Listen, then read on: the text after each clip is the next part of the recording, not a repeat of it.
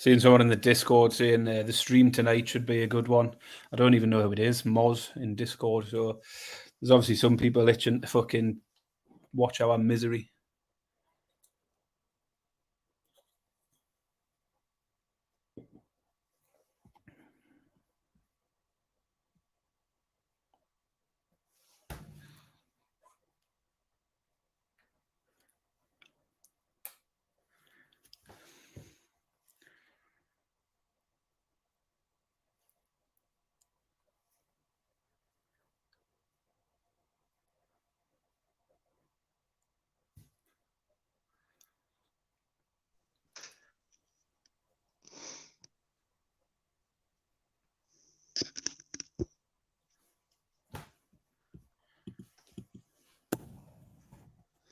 This EFL Cup Picks edition of the Premier League Gambling Podcast on the Sports Gambling Podcast Network is brought to you by our Patreon. Score exclusive perks, content and contests, including our NFL win totals contest for the $1,000 prize. Join today at sportsgamblingpodcast.com/Patreon. We're also brought to you by Underdog Fantasy. Underdog Fantasy is offering you the chance to win $15 million in prizes with Best Ball Mania 4. Use the promo code SGPN at Underdog Fantasy for a 100% deposit bonus up to $100. And we're brought to you by DraftKings Sportsbook. Download the app now. Use the code SGP. New customers can score $200 in bonus bets instantly when they bet just $5 on any college football bet, only on DraftKings Sportsbook with the code SGP. Welcome, everybody, to the Premier League Gambling Podcast on the Sports Gambling Podcast Network. My name is Malcolm Bamford, coming to you from Newcastle upon Tyne. I've got no idea what the date is to the nearest 2 weeks, Baz. Let's have a look. 27th? No, it is, yeah, sure. Sunday the 27th. It's the 28th. We're on Monday, and it's the 28th. Oh, shit. So even where I think I've got it right. God, you get the day right. It's, yeah, all right. Bank holiday, Baz, I've got an excuse. Monday, the 28th of August, and we are here to have a little recap of the Premier League weekend. And then we've got the EFL Cup coming up this week. A chance to look down some of the divisions, find some Cup shocks, pick, and have a look through some of the teams who normally don't make it onto the weekly roundup. Joining me from Nottinghamshire is Mr. Barry Penaluna. Hello, Barry. How are you? Still wounded, but I'm here. You are here. I've summoned up the will to talk football, having avoided everything football related for the last 24 hours. It was a struggle today to get back into the mindset of looking at football again, but I'm here. I'm ready to go. Almost recovered, but not well. Quite. I don't know what you mean, but I mean, it was a very exciting weekend of Premier League football. I mean, Man United turned it round. Arsenal blew it late. Man City got a late winner. Newcastle won 1-0. So, I mean, what was it particularly about any of that upset you? What time did you leave the game, Malcolm? About 4 minutes left. Beat the traffic. Thought that's what I was cracking. Get points in the bag. Get myself home. That's what I thought, Baz. Yeah. It was an interesting weekend of Premier League football. As you say, lots of late activity in various games. As you say, it looked like Man City had blew it. Arsenal did blow it. Man United cheated their way to another penalty and got themselves back into it. They didn't. They did. That was definitely dive. Absolute dive. But yeah, mixed bag in terms of my enjoyment of it all. It all came tumbling down yesterday, but before that, we started at the beginning. Friday night was very good. Well, no, Baz, but we can't start at the beginning, unfortunately. People, right? So I'm a big fan of. I listen to Hawksby and Jacobs on Talk Sport. So we're like listening to about 25 years, really sort of broadcast idols of mine. And one of the best things that happens on that show is when Chelsea have got beat. Their listening figures are doubled because Andy Jacobs goes on a bit of a rant about Chelsea. And I think there's an element of that here, Baz. I'm not saying our listening figures are going to double, but there might be about 5 people who are dying to listen to us be pissed off about Newcastle. Like people who suggest we get, motorway, isn't it? When there's been an accident on the other carriageway in the motorway. Yeah, exactly, yeah. People go past and slow down to have a look. That's what people are tuning in for. That's what they're tuning in to say, well, mangled limbs across the hard shoulder, Barry, on the motorway. They're tuning in to see your squashed head. So it was horrible. Like you say, I came home. I just got devastated because it was ridiculous. I know that this is the whole thing about sport, isn't it? And being a sports fan is that without days like yesterday, there's no point. You can't just win all the time. You have to have a days like yesterday to make the winning any fun. Otherwise, the winning's not fun. Like all those times we've sat here in the last year. And really, it's only in the last year since we've started doing this that we could sit here and be in a good mood once every 2 weeks anyway. Otherwise, we'd have been in a good mood once every 6 weeks for the last 30 years when we've been rubbish. I've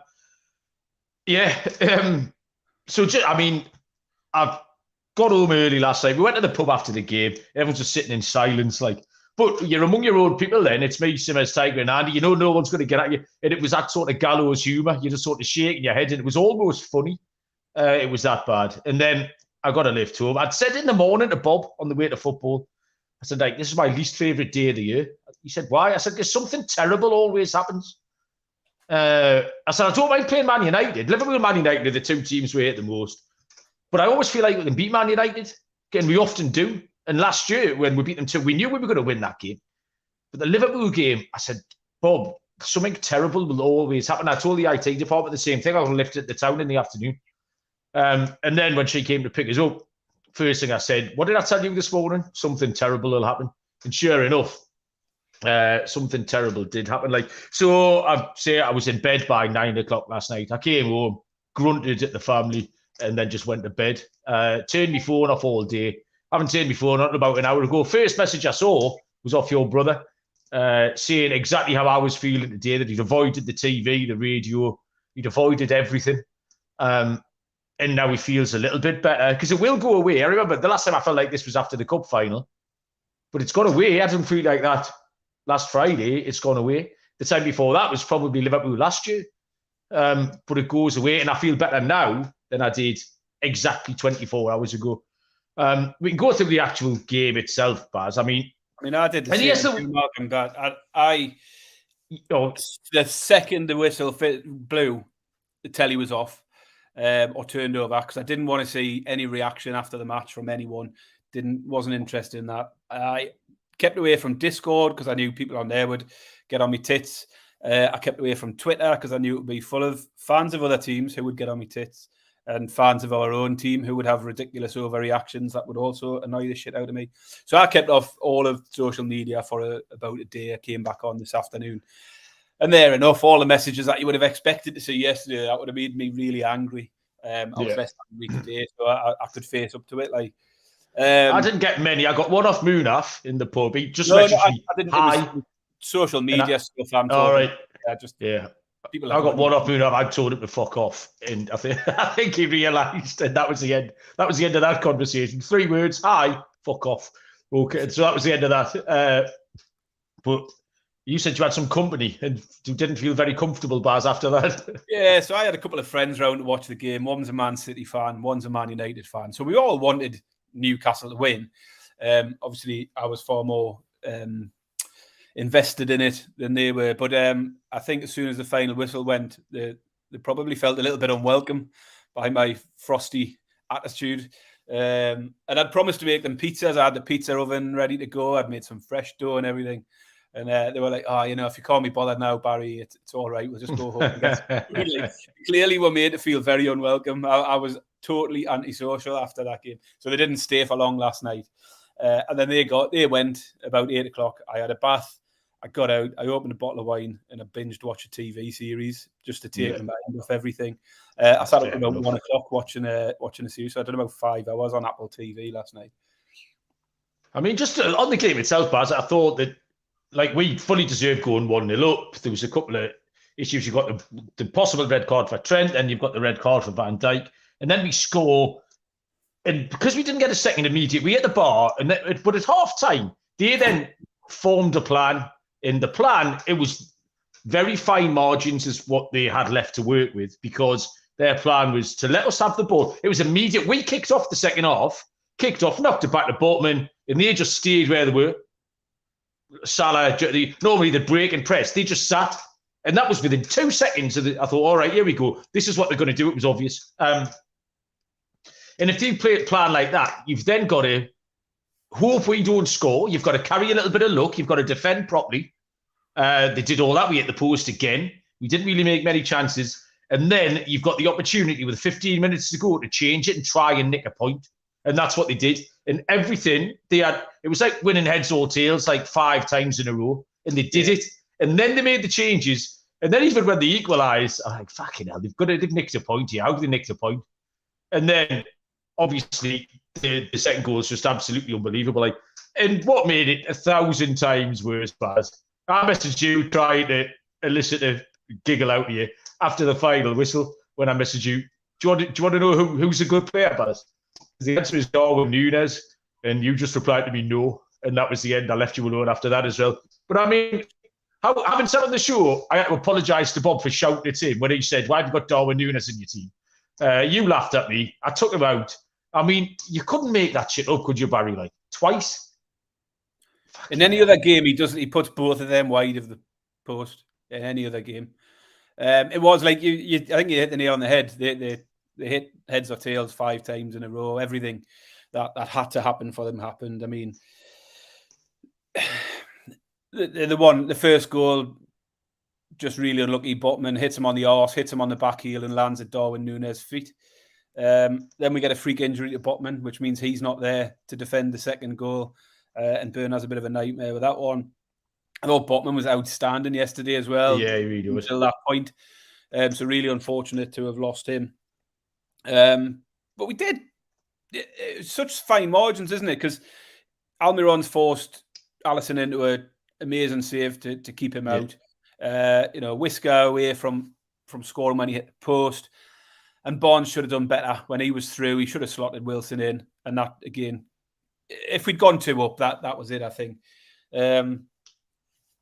Frustrating. But you just got to look. It's like, for me, it's the worst result we've had under Eddie Howe. For me, it was worse than the cup final defeat. It felt worse. I don't know why. Just the manner of it, the timing of it, the situation. It just felt worse for me. Really hard to take, but it's one game. We've lost back-to-back games against Man City and Liverpool by 1 goal in each game. It's not a crisis. We're used to getting significant defeats off both of these teams over the years. We haven't beat Liverpool for a long time. That's the other thing. If that was West Ham that done it was yesterday, you wouldn't have been as annoyed. But just that the last 3 times, I mean, and it's always Liverpool. And I mean, I'm sure our time will come. But it's just like I say, like I explained to anyone who would listen to me yesterday morning, something terrible is going to happen today. You just know it. So yeah, I didn't want to. I mean, Eddie Howe did have questions to answer, but I didn't want to see people on social media questioning him. I just didn't want to have to deal with all of that. I thought the substitutions were a bit head scratching. But on another day, it might not have mattered because you wouldn't have been answering the questions if we'd won 1-0. Exactly. And the other thing is, Malcolm, if he'd not made those substitutions and Liverpool had equalised later on, would have questioned why he didn't bring fresh legs on. It's one of them things you can't really win. There'll be reasons why he made those changes, and there'll probably be regret from him as to having made them. But it might be that, their analysis was that those players were hitting their level. I don't know. They didn't look tired. Tonali and Gordon didn't look like they needed to come off or struggling or anything. But at the same time, I thought Harvey Barnes, fresh legs coming on, would have absolutely destroyed Trent Arnold, because Arnold had a terrible game yesterday. I thought Robertson had a terrible game as well. And I thought the fresh legs there would be. I didn't get Tonali coming off. I'd have probably made a different move. But it's not. We don't have all the information they're armed with or the understanding. And you're right. Eddie Howe could have possibly explained his thinking and it might have appeased people a little bit. But it's all hindsight, isn't it? Nobody is because... when he made the change, Gordon for Barnes. I mean, Gordon was our best player by far yesterday. Absolutely massive positive for me was Gordon, and has been so far this season. Really good to see. But when he comes off for Harvey Barnes, he's just thinking it's the same again. Harvey Barnes will do exactly the same as Gordon's been doing, and he'll cause them problems. But wasn't to be. I mean, one thing hit me like a ton of bricks. I'm just walking down Stamford and Road afterwards, and it just occurred to us how much the result sort of changes your perception. Because after about 77 minutes, I tell you what, Almiron's been brilliant today. He's never stopped running. He's done this, he's done that. And then after the game, I found myself thinking, did Almiron do enough today? But if we won 1-0, I would have sat in the pub and said Almiron was magnificent. This is some of the most ridiculous stuff I've seen on Twitter today. Is the hate Almiron gets every time we have a bad result. I thought it was brilliant yesterday, and I looked at some of the stats because I don't think Robertson had a good game at all. Robertson yesterday, he had 67 touches. He lost possession 17 times yesterday. That's a lot for a Liverpool defender. He had no successful dribbles. He won one ground duel the whole game. And that was Almiron up against Robertson. I thought Almiron had a great game. And as I say, he forced that great save out of Alisson. Hit the post, and there was another chance he should have done better with. But I thought he had a good game. And he's always seems to be the scapegoat for Newcastle fans. He's the one that people think we should be upgrading. And possibly that's the case. But I'm seeing people on Twitter saying we missed San Maximin yesterday. Yeah. Despite the fact Anthony Gordon was the best player we had in attacking positions. In exactly they'll be the same people who were slagging Gordon off when we signed him at Christmas. Yeah, Gordon done exactly the same as Alan San Maximin done for the game, but he scored a goal, which San Maximin probably wouldn't have done. He put it wide. So, having said all that, we can't go on about this forever because we've got all that stuff to get to. But also, I thought Liverpool did in the second half what they had to do, and they did it really well. They had a plan, which is one thing, and then they needed to carry a bit of luck, but then they needed to execute. And they did all of those. Darwin Núñez, 2 outstanding finishes, bad. He's an absolute top quality player. He's absolutely brilliant. There's going to be a 45 goal season coming out of him. And the final thing I thought was, in a moment of magnanimousness, if that's a word, magnanimity, if I made that's not a word, was wanting away, and that would have been it being. Do you know what I mean? We talked about you being in the Newcastle away end at Forest last year when you get a last-minute penalty and win 2-1. And I mean, fucking hell, them lot stood up there. It's hot when Van Dijk got sent off, they were getting loads. They were getting absolutely loads. And then when that second goal goes in, man, there's no feeling like it, What on a bank holiday Sunday night in Newcastle, for them to get that goal, man, fucking hell, sport, Baz. One thing I consoled myself with today, Malcolm. What's that? Is thinking like you think about how it will go away and we'll forget about it. And I'll tell you when we'll forget about it. Friday, when we're in the Champions League draw, man. Yeah. That's when we'll start. Yeah, exactly, yeah. That'll build some positivity around the place again. Yeah, you're absolutely right. Right, we'll talk about some other teams now, people. DraftKings, I'll tell you first. College football fans, week 1. I think week 1 just went down. DraftKings Sportsbook hooking you up with a can't miss offer to start the season. New customers bet $5 on college football and score $200 in bonus bets instantly. Changes come fast. The only thing that's a look is the great offers from DraftKings Sportsbook. Life's more fun when you're on the action. Download the DraftKings Sportsbook app now. Use the code SGP. New customers score $200 in bonus bets instantly when they bet just $5 on college football. Only on DraftKings Sportsbook with the code SGP. The crown is yours. Gambling problem, call 1-800-GAMBLER. See DraftKings.com/sportsbook for details. State specific, responsible gambling resources. Bonus bets expire 7 days after issuance. Eligibility and deposit restrictions apply. Terms at sportsbook.draftkings.com/football. Serial and Captain Sino here. If anyone else is in the chat, say hello. There's some people there who haven't stuck their hand in the air. So the rest of the weekend, Baz, it was quite a good fun weekend. There was a lot of stuff going on Saturday. Late goals, like you see, all over the place. In terms of having a punt, for my 10 picks, I only hit 4 out of 10, Baz, but returned 10.7 units from my 10. What do you take that? Do you know what I mean? Like a little bit ahead. And then there were some other things that that would have boosted that up. Some of the fancy stuff. My goal scorer didn't play, Foden, fucking ridiculous. I told you my act is always shit before I put it out there. Waste of time, don't listen to them. I don't know why I do them. But the one of the week hit, he got 100% record, Baz. We're not counting the week where you choked up and ruined it. This is my thing. The one of the week is 2 out of 2. And the 2 I felt better on, I felt I should have done better on, or I left out there really, with the Brighton game, because we handicapped that to perfection, Baz. We knew it was coming, didn't we? We knew where Brighton were, what they were, in a week where all you'd seen on Twitter were, Brighton, the best football team you've ever seen. Is De Zerbi the best manager football's ever had?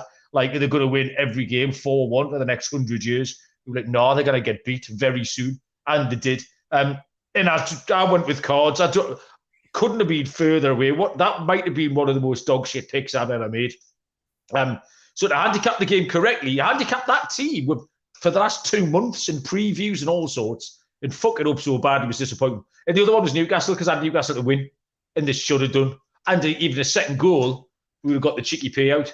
A little shout out for Stupid Bet of the Week, Nibs, who did our Nottingham Forest preview pre-season. He was at Old Trafford, Manchester, in the Nottingham Forest tent at the weekend, and he had a fiver on Awoniyi to score first and Nottingham Forest to win. So Awoniyi scored first after 2 minutes. Obviously, Forest got beat, but he got paid out because of the offer where if you go 2-0 up, you get paid out as a winner. So he got paid out on the bet, even though Nottingham Forest lost 3-2. So that was 22-1. So that was a nice little turn up for Nibs. So if you go 2-0 up and lose 3-2, you need a little safety net, and Nibs got his with a 22-1 winner. So that was my weekend, Baz. How did you fare? I've done pretty good. 10 picks, 6 winners from 10, but some plus price ones in there. I also had the 1-1 in the Wolves game. I got my score up and I got my underdog up. So a really, really solid week for me. I think the 1-1 was at 6-1. Wolves were at just over 2-1. Got Diaby at 5-2 for a scorer. And as I say, my picks overall 6 and 4 felt a bit hard done by with what game? I had Newcastle over 1.5 in the Newcastle game was a loser.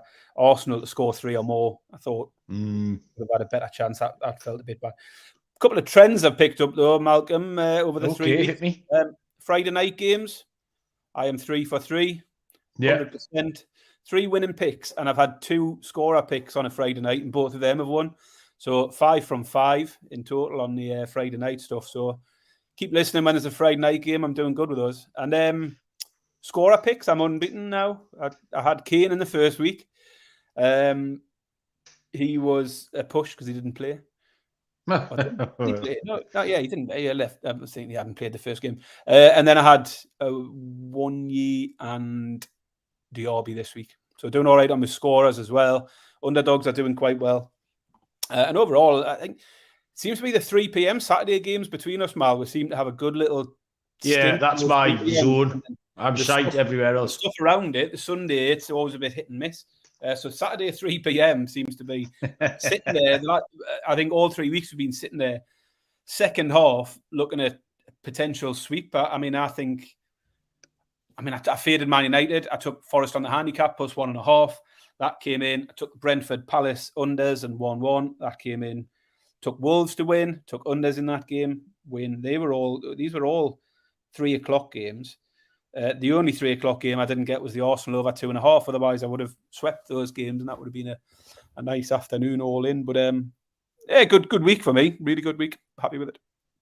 Yeah, good effort. Yeah, see, it wasn't as spectacular as the other two, but stayed ahead and had some nice touches. Man United 2-0 down after 4 minutes, absolute shambles. I think they got away with it. They're still unbackable. You wouldn't go into next weekend under any faith that they can do anything. I still don't know what they're trying to achieve. We've said before, you can see where Chelsea are building. You can see what Arsenal are trying to do. Even yesterday, you could see what Liverpool was trying to do. I still don't get what Man United are trying to do. I think the penalty and the red card were probably right, Baz. 80-20. If that happened up here, both of those, you would be screaming for them. And you said you don't think it's a penalty, but I think it is. It's a dive. I don't think it touches him. No, definitely touches him. That's not in question. Doesn't touch him. He does, though, doesn't he? It's a dive. And he was already touched him before he touched it. He didn't. All right, he didn't touch him a minute ago.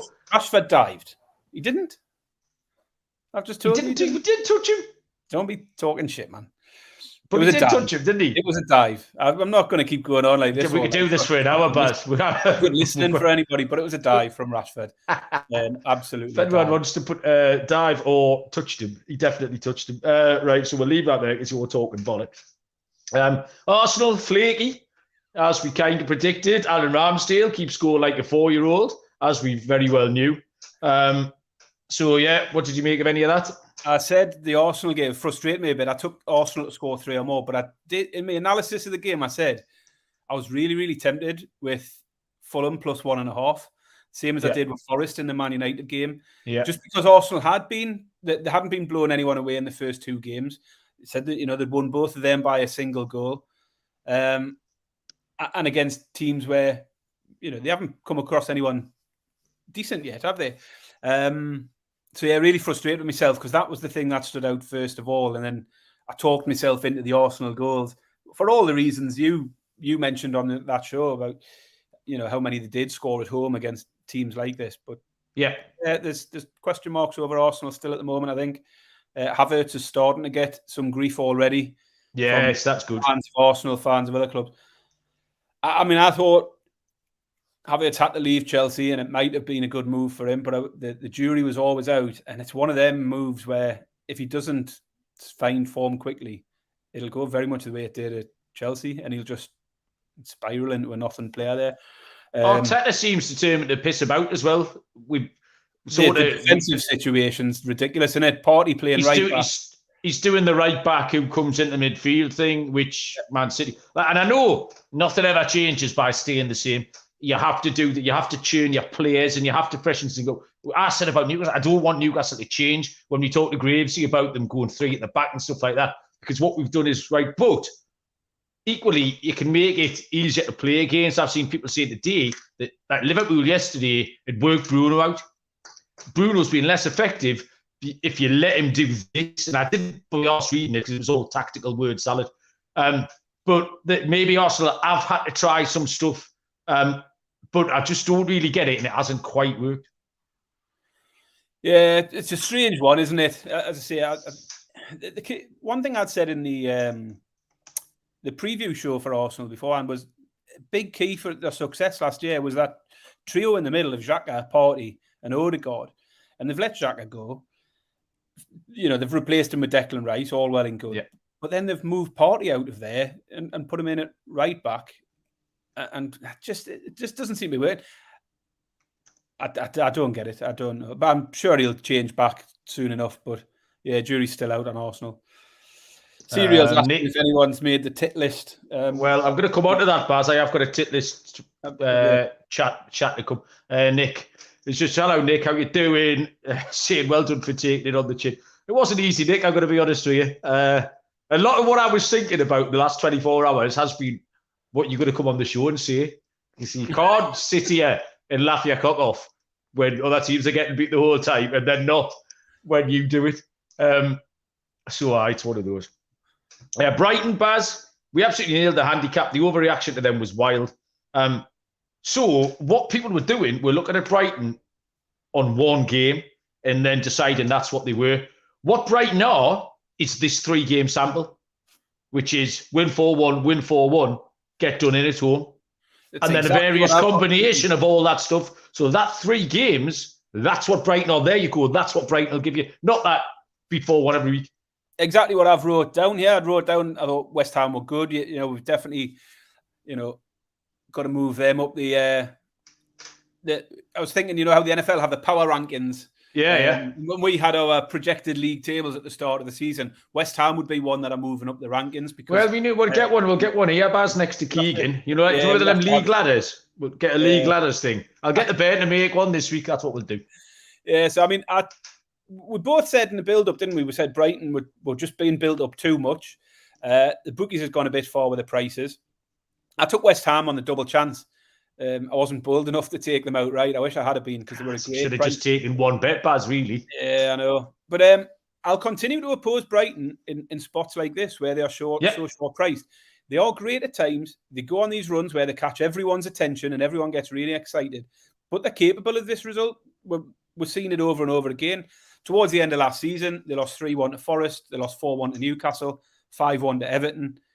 So if you put Brighton up at 1-3 against mid-table opposition again, I'll oppose them again. And I might be right, I might be wrong, but over time, I'll get more right at the prices and make money out of it, because they are, as I think you hit the nail on the head. They'll score loads of goals. They'll win 3-1s, 4-1s, and then they'll throw in a daft one like this, which people will say, "Oh, I didn't see that coming." But sometimes you can see it coming if you just look a little bit further or look at what's happened before.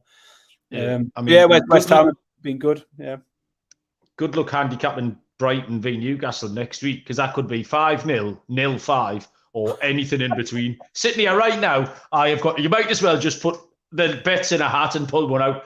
No idea, Barry. Absolutely no idea what to do on that. I mean, is it early instinct? What would you say? It's fucking wild.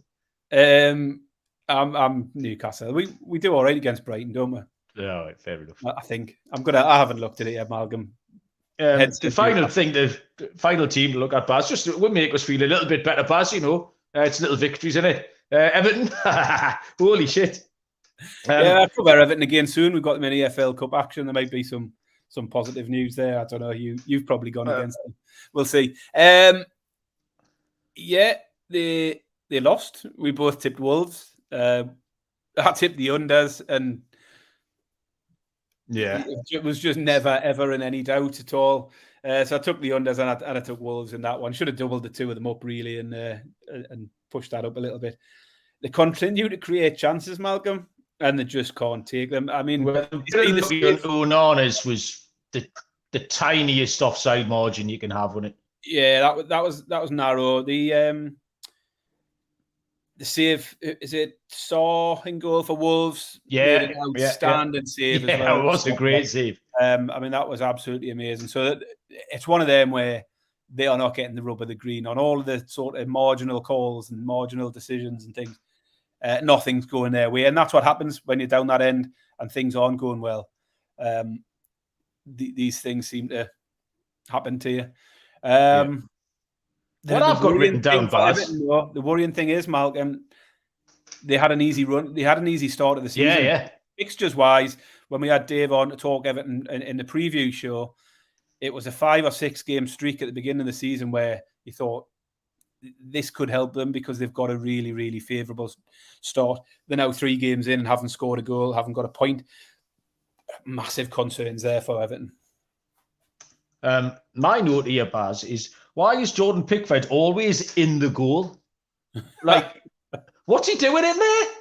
Well, you don't see any other goal. He's in the goal. He made one brilliant save in the second half from in the goal, and he sort of got down with his hand. It was right on the line, and he made the save. And then they've got the big Austrian lad who scored. I can't even remember his name. Disrespectful. Something itch. But anyway, big 6'7" Austrian. Cross comes in. He's about 4 yards out. So Pickford obviously doesn't fancy the cross. The bloke comes off his shoulder, actually. And then Pickford's trying to save it from in the goal. He's in the goal again. And do it like the Florian Lejeune thing for us a couple of years ago. Pickford's in the... What? Get out the goal, like. I don't get it. It's fucking ridiculous. Someone should tell him I'm not a goalkeeping coach. So Jordan, day one, get out the goal. Go and stand 4 yards out. Like, get out. That's where the ball goes, not where you go. Stupid man. Any thoughts on that, Pat? Yeah, Jordan. He's only got little arms, hasn't he? Yeah, he has only got little arms, but that should be more reason to not be in the goal. Like, would be my opinion. Luke Maya, in the chat, new name on me. I don't know if you know Luke, but Luke, good to see a new name. Yes, hello, mate. Well done. So yeah. Nice to see some new faces. Hope you picked a couple of winners, Luke. Captain Sano's mentioned the quadruple corduroy, which I controversially debuted yesterday. Absolutely awful. Well, I enjoyed it, Baz. It was so asking if I'm going to go with that. I'm going to double down. It's quadruple corduroy next time. I'm going to have to find some corduroy shoes, corduroy t-shirt, or corduroy underpants. They're the only things I had on that weren't, socks maybe, corduroy socks. So yeah, I enjoyed that. Right, okay, we've got some picks. We're going to attack the lifestyle stuff next door, Baz, because I've got some things. I'll tell you, Underdog Fantasy first. fantasy football right around the corner. August is almost over. We've got the Guillotine League tomorrow, Baz, actually. You might have to do that. 2 o'clock in the morning, you all right? Get championship ready for your home league by trying our best ball on Underdog Fantasy. It's a snake draft, no waivers, no trades. Set it and forget it. Underdog will do the rest. Best ball mania on Underdog. It's got the largest fantasy payout. $15 million of total prizes, including an absurd $3 million go to the winner. The time is now, the last day to draft your fantasy football team is September the 7th. So visit underdogfantasy.com. Find them in the App Store. Sign up with the promo code SGPN to get your first deposit doubled up to $100. That's Underdog Fantasy promo code SGPN. If you're concerned with your play, call 1-800-GAMBLER. And don't forget the Patreon store, the SGP Patreon.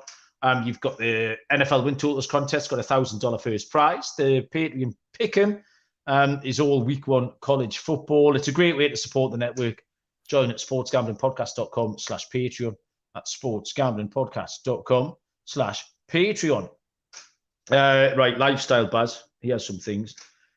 The pub yesterday. I can't remember what it's called. It might be Bar 52. Do you know it? It's on 55 degrees North Roundabout, that one. Used to be just called 55 degrees, isn't it? Next door to the Purple Peacock. Anyway. So I got in there quite early, about 1:30. So there's two things that annoyed us. It's quite a big bar. There was one looked like a stag doing. You know when you see the stag do going home on Sunday. You know, they're all waiting for their train and they're all knackered and hungover. So there's about 10 of them at one table. And then there was like 3 other blokes just stood around. Fucking 50 tables, you all with a bit of paper on like that, Baz, reserved from 2:30 till 6 p.m. Jones. Reserved from 3:15 until 7 p.m. Smith. So it's a pub, Baz, not a Michelin-starred restaurant, what we're doing here. So there's me and 3 blokes stood in an empty bar because all the tables are reserved. Fucking ridiculous. So no. And then the second thing, it then got busy. I got quite busy, actually. A queue at the bar, like an actual queuing system. So it's not a very big bar. So there's 5 or 6 servers on, 5 or 6 people serving drinks, and then one queue. Fucking now, to me, being in the pub, going to the bar is a skill, innit? It's something you learn over 40 years. Like you hone your skill. It's like you should be able to do it at university or night classes. You should be able to go like. If there's 3 of us in the bar, me, you, and Serial are sitting at the bar, say, right, I'll go at the bar. You know, I could be back in 3 minutes. You know, I might be 18 minutes or anywhere in between, depending on your level of skill and how your luck catches you. As gamblers, there's no bigger gamble, Baz, and more fun gamble. When you're stood behind someone directly, you're second in, and you're trying to gamble on which shoulder they're going to turn out from. So they get their 3 pints. And is he going to go left or is he going to go right? Because if you get on his left shoulder and he turns right, you're in. You're fucking in. However, if you get right and he goes that way, the bloke next to you's in, and you're still stood. I mean, that's as near to being a bullfighter as we'll ever get, Baz. That sort of little thing. And all of that shit was taken. Tiger come into the bar about halfway through the second half of the Man City game. He was still stood there 5 minutes after the final whistling. And the third reason why.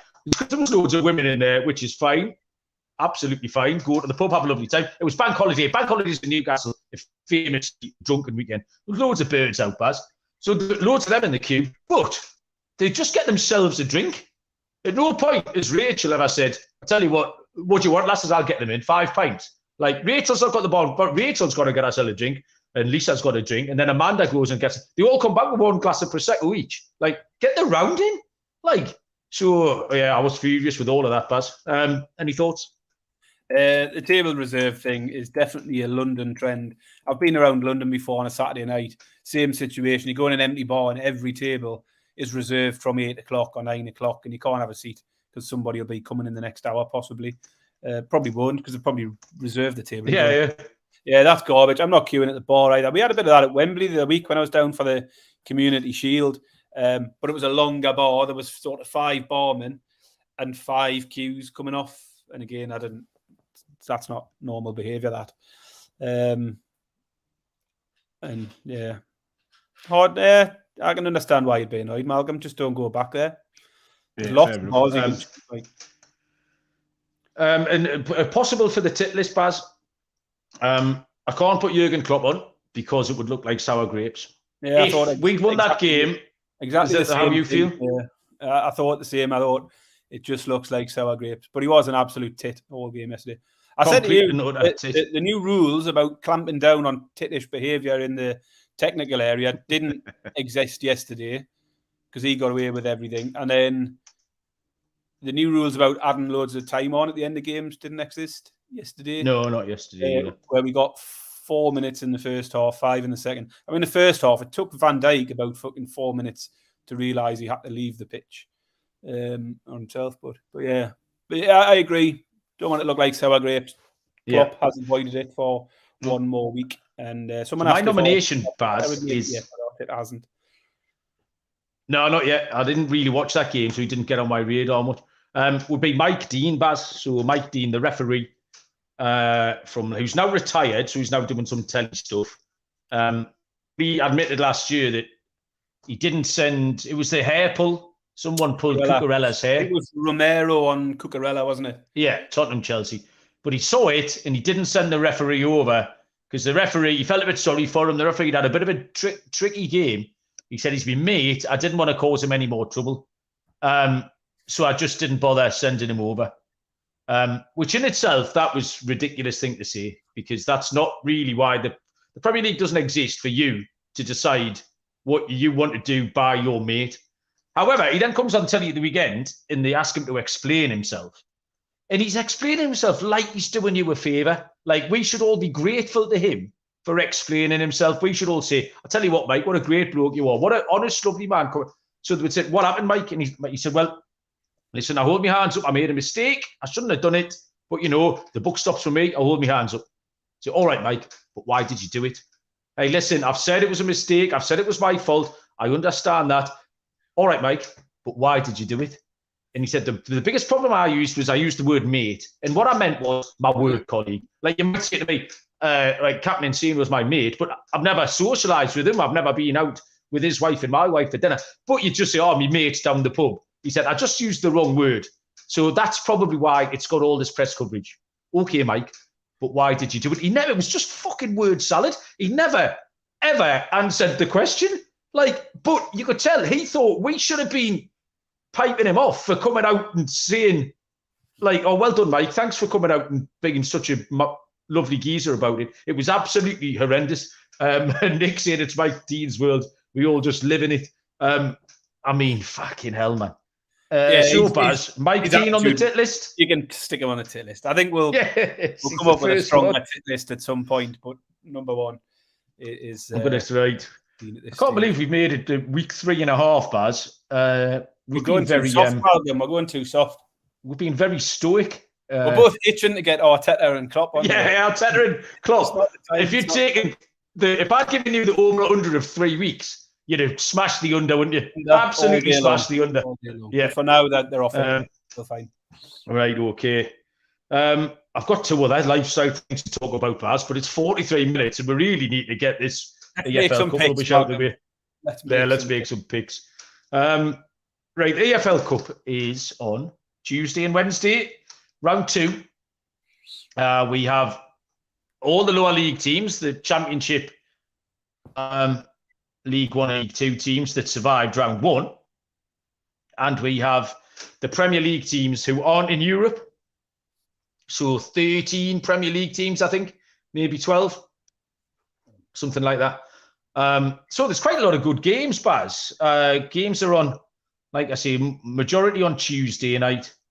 And there's how many? 1, 2, 3, 4, 5 on Wednesday, but there's a dozen or more on Tuesday. I've picked 3, Barry. I think you picked 4. We don't know.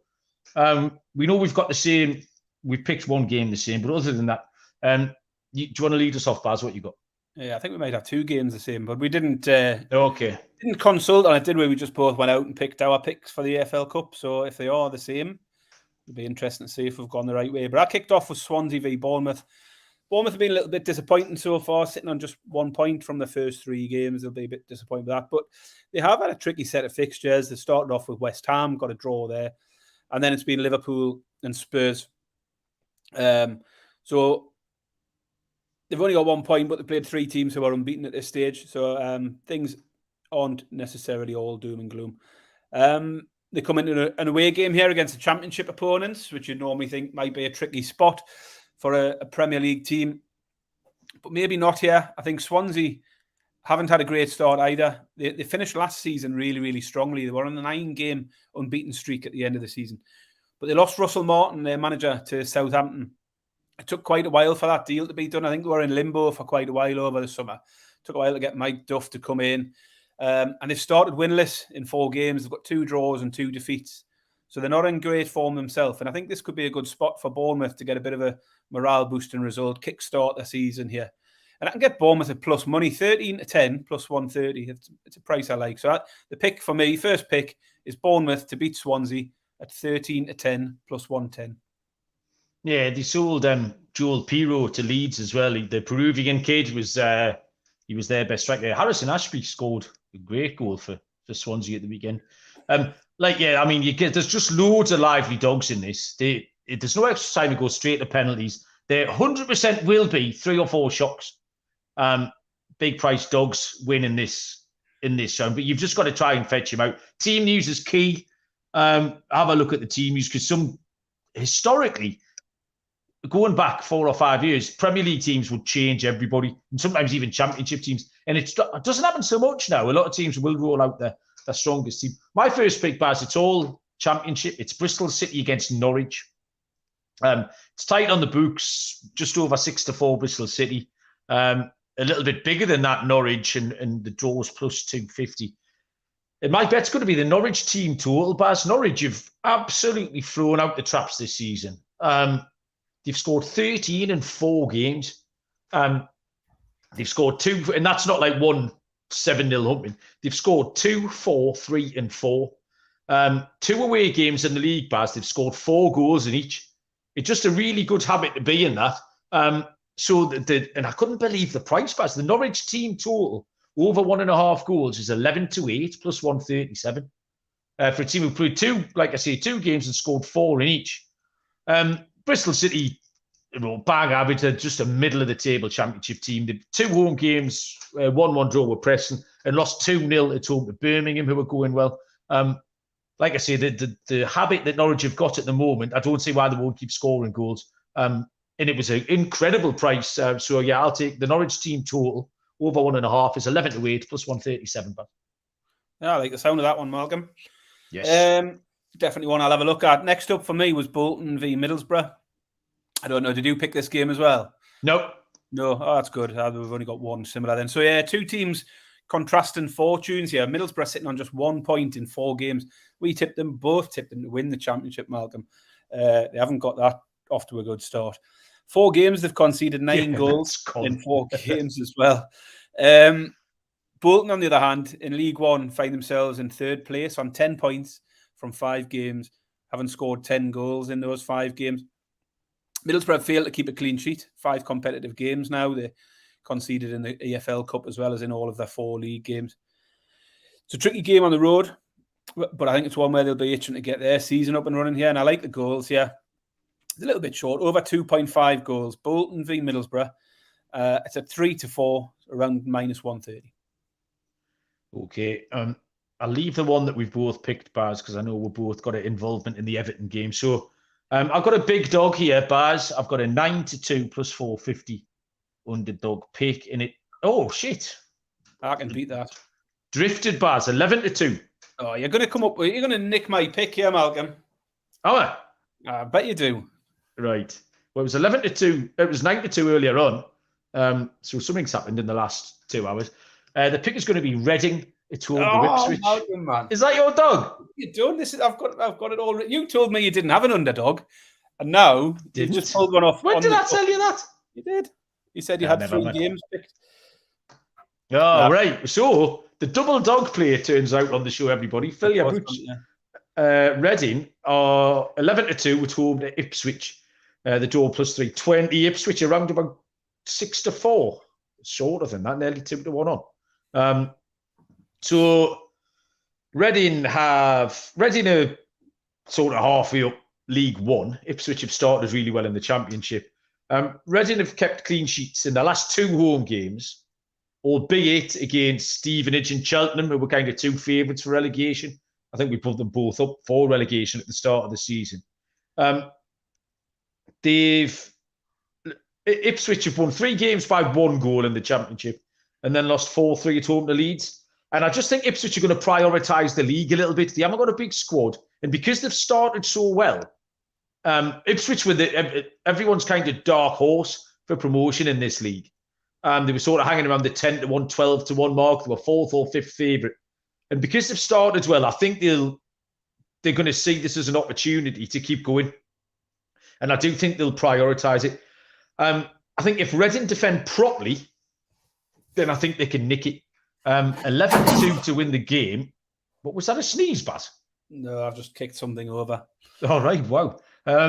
So they're 11-2 to win the game, and I'm just having a look at the qualify. They're 5-2 to qualify, and again, no extra time penalties. So if Reading can, like I say, defend properly, not go wild, I'd take either of those two. 11-2 to win. But now that I see them bigger, I think there's value in the 5-2 for them to qualify as well. But yeah, so underdog pick for me, exactly the same. And I've got a bit more reasoning behind it as well. You know, similar reasons to you. I think they will prioritise the league. They'll see it as a real opportunity this season because they've got off to a good start. And what I'd looked at was sort of, as you said, there'll be 3 or 4 surprises, underdogs who will win these games.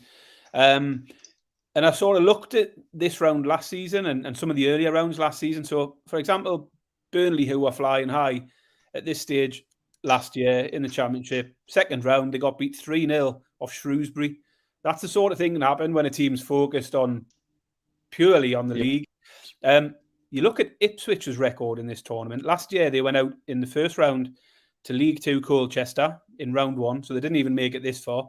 The year before, they went out to League 2 Newport County, round 1 again.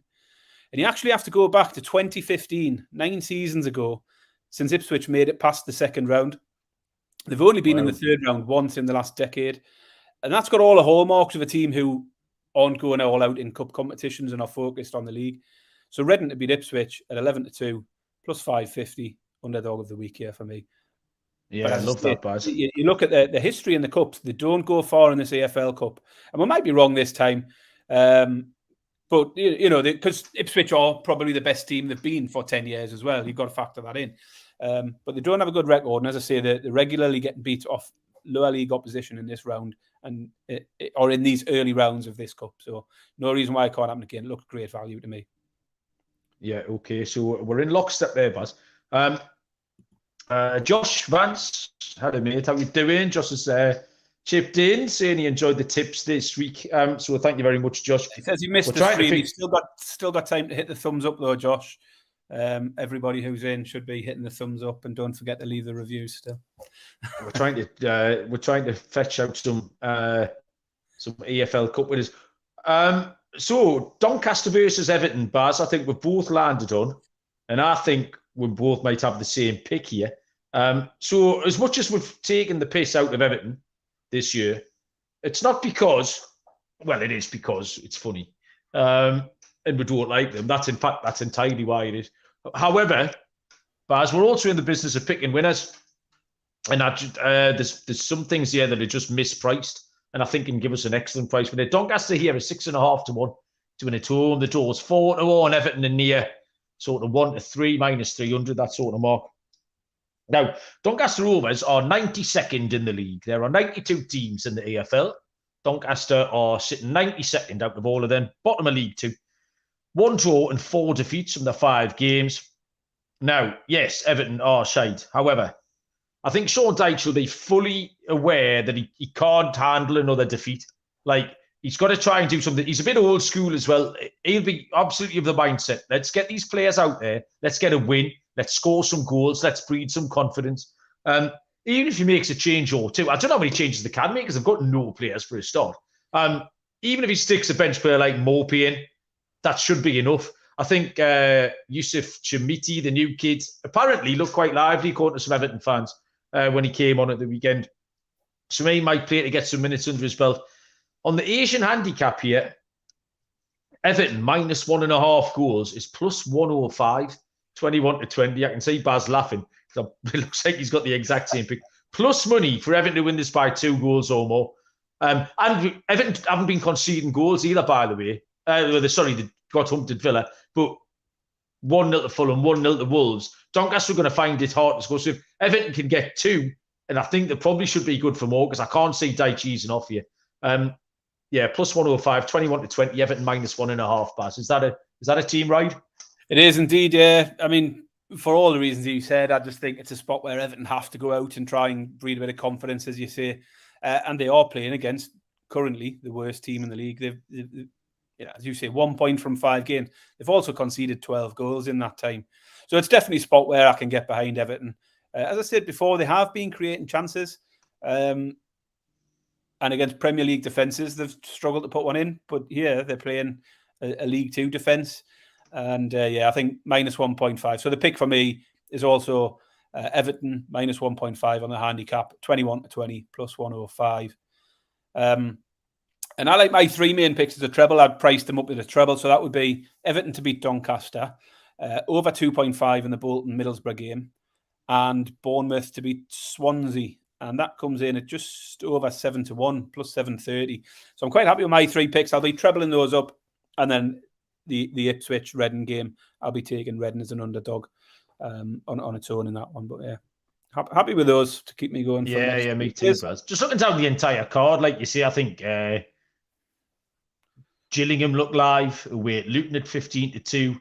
I would suggest just going down. Another couple caught me eye there.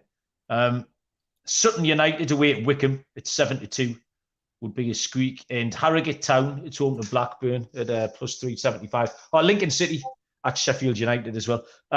1 or 2 of those dogs is going to hit, and that's all you need if you're playing them all. So there's lots of live stuff there. Do you have anything else, Baz, that you've done? No, but before you go into your lifestyle, fantasy football, I'm just going to give a quick recap on Fantasy Premier League for this week. Top of our league, listener league now, is James Goulding, new name at the top. So we've had a few new names in the last few weeks. So they're notable names there. We've got Aaron up in 3rd. He talked himself up in pre-season, so he's living up to his own expectations at the moment. Yeah. John Cuthbertson, another name I'm not aware of, but Brian's not too far away. Brian McDermott sort of hit the top 20 this week, Baz, I know. Yeah, so I've done better this week. My tip last week was a bit of an outsider. Was that Gusto, Chelsea defender. Oh, yes, you did well there. He assisted 2 goals for me. I got about 14 points, so 2 assists and a clean sheet. So I've moved up to 35th count. I'm only 35 points off top. That's nothing. That will make that up. I need to make some moves. I've still got Gabriel can't play. Richarlison is absolute dog shit. Eze has done nothing. Richarlison, oh my! I said last week he was on borrowed time, but I was prepared to give him another chance. He was absolute garbage the other day. Serial mentioned we haven't covered Spurs. Spurs were all right, but I wasn't that. They were all right. I thought changes nothing that result at all.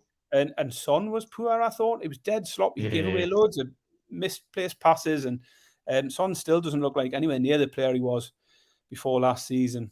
He cost the entire country 20 quid as well by not landing the shot on target. Lunchtime Sky Bet boost, where Sky Bet pay off someone £200,000 to not have a shot and then take £10 off 3 million fucking UK punters. Anyway, go on.